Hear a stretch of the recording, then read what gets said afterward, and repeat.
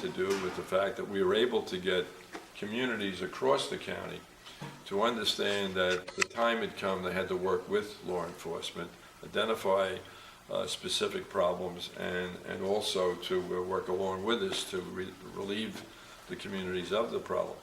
In addition, I created 2 groundbreaking programs. I became the first prosecutor in the country to have a residential drug treatment as an alternative to prison. And I became the first prosecutor in the country to have a reentry program for the formerly incarcerated. Those 2 programs were academically reviewed and validated by Columbia University, reviewed our drug program for 5 years, found, for example, that 63% of my graduates 5 years, during that 5-year period, never got arrested again, that 91% of them were employed.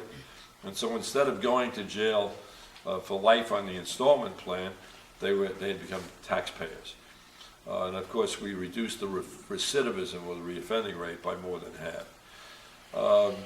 The other program was validated in a 22-month study by Bruce Weston of Harvard University, and he found in a report that he issued in 2007 that we reduced the recidivism rate of these clients by more than half, and that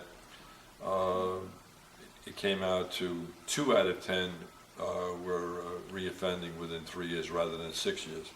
We've been trying to increase the number of schools that provide GEDs for our folks, so we believe we can go down to 1 out of 10 or even go down to fractions. And of course, both programs are infinitely cheaper than incarceration. You know, the cost of incarceration in the state is $64,000 a year, and the cost of the DTAP program, or the drug treatment program, is about $19,000 a year, and the cost of the reentry folks is about $2,200 per person. What I've tried to do in the years that I've been privileged to have this job is to constantly look for programs that reduce reoffending rates, because the real key to public safety is exactly that, reducing reoffending rates. So for example, today we average about 32,000 serious felonies a year. And last year, for the first time since 1960, we had less than 150 murders in Brooklyn. You know, every morning I get a murder report on my BlackBerry, and we had 14 fewer murders than we had last year. So I'm not going to sugarcoat it. There are still serious problems in parts of Brooklyn, but we're going in the right direction.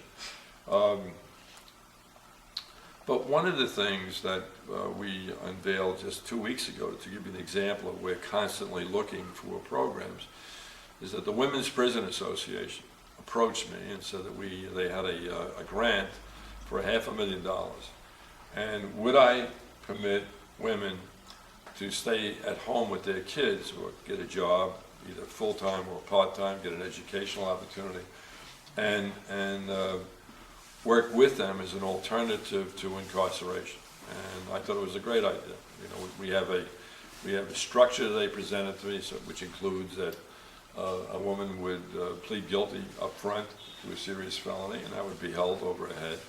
But most of them will be mothers.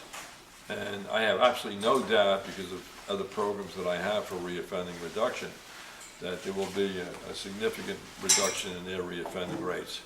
And the best thing, of course, of all, is that the kids are spared the trauma, sometimes the irreversible trauma, of watching helplessly as mom goes off to prison.